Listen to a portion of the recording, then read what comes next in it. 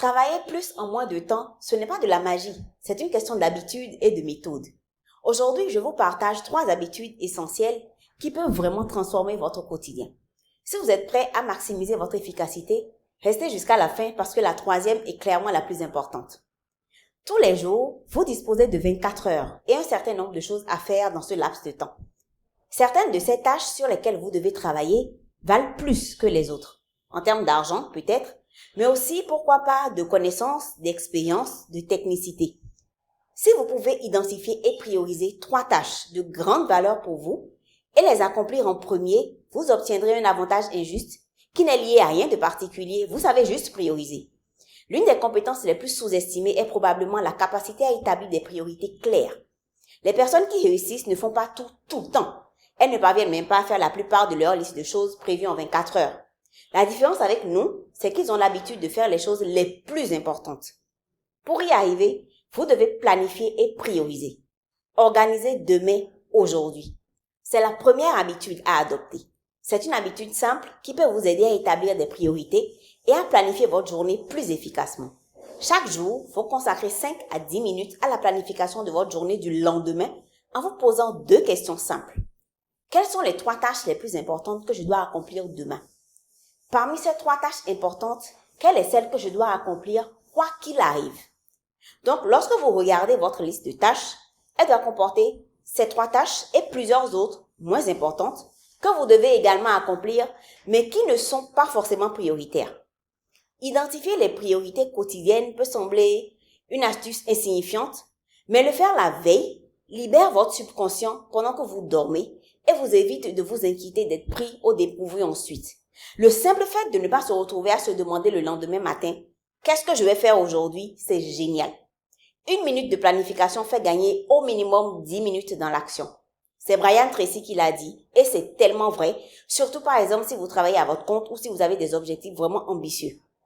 Planification et priorisation de vos tâches vont de pair. Faire des to-do list a changé ma vie, professionnelle et personnelle. C'est la base d'une bonne organisation pour éviter de se perdre dans des tâches inutiles et puis ça apporte une certaine sérénité. Si vous n'établissez pas vos propres priorités pour la journée, d'autres le feront à votre place. La nature a horreur du vide. Vous travaillerez d'arrache-pied, certes, mais toujours sur les priorités des autres. Prioriser vos tâches implique de les catégoriser très clairement dans votre tête, idéalement dans un agenda ou une application dédiée. Les choses urgentes à faire, qui par exemple sont encadrées par des délais précis. Les choses importantes, qui ne sont pas forcément urgentes, mais participent directement à votre épanouissement professionnel, personnel ou familial. Et les choses qui ne sont ni urgentes ni importantes. Établir cette hiérarchie et la respecter dans votre journée signifie automatiquement dire non à beaucoup de choses qui vous en écartent. Et ça, c'est propre à chacun. À chaque instant, dans la journée, on détermine ce qui importe le plus pour nous et on agit en conséquence. Urgent et important sont 2 choses différentes, mais il est très facile de les confondre, soit par inattention ou par négligence. Vous venez par exemple de rentrer du travail. Votre femme et votre fils vous attendent pour que vous puissiez dîner ensemble. Vous vous asseyez pour manger et votre fils commence à vous raconter son super match de foot et c'est alors que votre téléphone sonne. Un collègue a urgemment besoin de votre éclairage sur un rapport à rendre. Il vous a envoyé un mail pour vous demander votre aide. Vous interrompez votre fils et vous commencez à répondre à votre collègue. Vous devez de l'aider parce que si son rapport est bâclé, il aura des ennuis. Donc, vous vous levez de table en vous excusant. Pendant ce temps, votre famille dîne tranquillement et votre femme est la seule à savoir tous les détails du but génial que votre fils a marqué et qui le rend si fier. Elle est la seule à le regarder tout émerveillé et à lui dire « Bravo mon grand, c'est génial, je suis fière de toi ». Je suis sûre que si je vous demandais qui est le plus important pour vous, votre fils ou votre collègue, vous répondrez automatiquement mon fils, évidemment. Pourtant, ce que vous venez de faire, c'est échanger quelque chose d'important, le récit exalté du but de votre fils, contre quelque chose d'urgent, le rapport à rendre de votre collègue. Les choses urgentes se présentent tout le temps au cours de la journée. Lorsque vous dites oui à une chose urgente, vous dites non à une autre qui est importante, votre propre travail ou même votre famille. Je sais bien que dire non peut être difficile et inconfortable, mais sans cela, la vie devient vite impossible à gérer. N'oubliez pas que vous êtes toujours en train de choisir, même quand ça n'a pas l'air d'être un choix.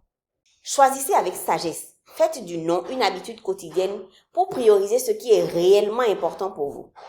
2e habitude, se concentrer sur une seule chose à la fois. Une étude réalisée à l'Université de Londres par le professeur Glenn Wilson a démontré que le simple fait de garder sa page d'email ouverte en effectuant une autre tâche exigeant de la concentration nous fait perdre 10 points de quotient intellectuel. Ça équivaut à avoir passé une nuit blanche. Pour vous permettre de comparer, fumer un joint ne déduit que 4 points de votre QI. Un autre chercheur, le professeur Clifford Nass de Stanford, déduit de ces expérimentations que les personnes qui effectuent plusieurs tâches en même temps ont une capacité de concentration et de mémorisation systématiquement inférieure à celles qui n'en effectuent qu'une seule. Sur le plan intellectuel, il n'y a aucun avantage à faire plusieurs choses à la fois. Aucun. Lire vos emails, par exemple, est à considérer comme une tâche ou une activité à part entière et non comme un moment de détente ou de récupération. Faire 60 choses à la fois, c'est l'un des pièges les plus courants de nos vies modernes, dans lesquels tout va à une vitesse effrénée. Mais cette attitude est une source de contre-performance absolue. Lorsque vous vous concentrez sur trop de choses, non seulement vous êtes submergé, mais vous perdez de vue l'essentiel. Vous serez toujours occupé, mais pas productif. Et il y a une très grande différence entre être occupé et être productif et efficace dans ce qu'on fait. Les personnes productives sont comme un feu intense, sans fumée, alors que les personnes occupées sont comme un feu qui produit beaucoup de fumée, mais très peu de chaleur. Elles sont très douées pour produire un énorme nuage de fumée. Vous les voyez toujours en train de parler au téléphone tout en rédigeant leur rapport, courir à gauche à droite d'une réunion à l'autre en répondant à des emails et faire des heures supplémentaires à tout va. Elles sont toujours pressées dans les couloirs de la boîte. Vous les voyez PC, dossier, téléphone et tablette en main. Elles sont sur tous les fronts en même temps, mais sur aucun véritablement. Il y a tellement de fumée que vous pouvez facilement penser qu'il y a un énorme incendie, mais en réalité, il n'y a pas de feu. Il n'y a pas de chaleur. Ce n'est que de la fumée. La personne est simplement occupée, mais n'est pas du tout productive. Et quand vous cherchez dans le détail, chacune des tâches effectuées dans ces conditions est bâclée. Vous avez l'impression de tout faire, mais en réalité, vous ne faites rien de bon. La productivité, ce n'est pas seulement une question de travail acharné. C'est aussi, surtout même, une question de travailler intelligemment. La gestion du temps est cruciale pour être efficace. Bloquez des plages horaires spécifiques à des tâches spécifiques. Si vous devez boucler vos déclarations d'impôts le lundi, entre 10 et 12 heures, vous ne faites que ça le lundi entre 10 et 12 heures. Non, vous ne répondez pas à Bernard qui a besoin de votre aide sur une proposition commerciale. Non, vous ne répondez pas au mail concernant le pot de départ de Bénédicte. Est-ce que j'ai vraiment besoin de préciser que vous ne scrollez pas non plus sur votre téléphone? C'est vous qui avez fait votre planning. C'est vous qui avez priorisé cette tâche et bloqué cet horaire. Tenez-vous à ça et ne vous laissez pas distraire par d'autres tâches. Vous finissez vos déclarations d'impôts à 12 heures et vous passez à la tâche qui suit. En réalité, ce n'est pas si difficile de mettre ça en pratique. Éteindre quelques appareils, avertir les collègues et les proches de 7 ans de tâches pour éviter les interruptions intempestives. Remplissez votre agenda par horaire bloqué et par tâche. C'est comme ça que vous serez efficace et que cette tâche ne va pas traîner en longueur, inutilement même la plupart du temps. Et j'aborde enfin la troisième habitude qui change absolument tout. C'est de faire toutes les tâches difficiles le matin. C'est une méthode qui a été vulgarisée par Brian Tracy dans Eat That Frog, son livre sur la productivité personnelle. Le principe fondamental de cette méthode est que si la première chose que vous faites le matin est de manger une grenouille vivante, vous aurez la satisfaction de savoir que c'est probablement la pire chose que vous ferez de toute la journée. En comparaison, le reste de la journée vous semblera beaucoup plus facile. Le concept repose sur l'idée que beaucoup d'entre nous perdent du temps et de l'énergie à procrastiner ou à s'occuper de tâches moins importantes au lieu de s'attaquer aux tâches essentielles. C'est ce qui nuit à notre productivité globale. Eat that frog, qui veut dire littéralement en français manger cette grenouille, c'est une métaphore puissante pour comprendre que la tâche la plus difficile de votre journée, celle que vous ne savez pas trop par quel bout prendre, cette tâche que vous risquez le plus de remettre à plus tard, mais aussi celle qui peut potentiellement avoir le plus grand impact positif sur votre vie, vos objectifs ou votre carrière, elle doit être la première à être faite en début de journée. Ce que j'entends par tâche difficile, ce sont ces tâches un peu redondantes qu'on ne prend pas forcément plaisir à faire, mais qui ont clairement un impact dans nos stratégies. Ça peut être des rendez-vous, des réunions interminables, ou alors des tâches qui nécessitent beaucoup de réflexion. Rédiger des articles, préparer un épisode de podcast ou une émission radio, faire sa comptabilité, ce genre de choses. C'est plus simple de faire tout ça le matin quand notre attention et notre énergie sont encore à un niveau assez élevé.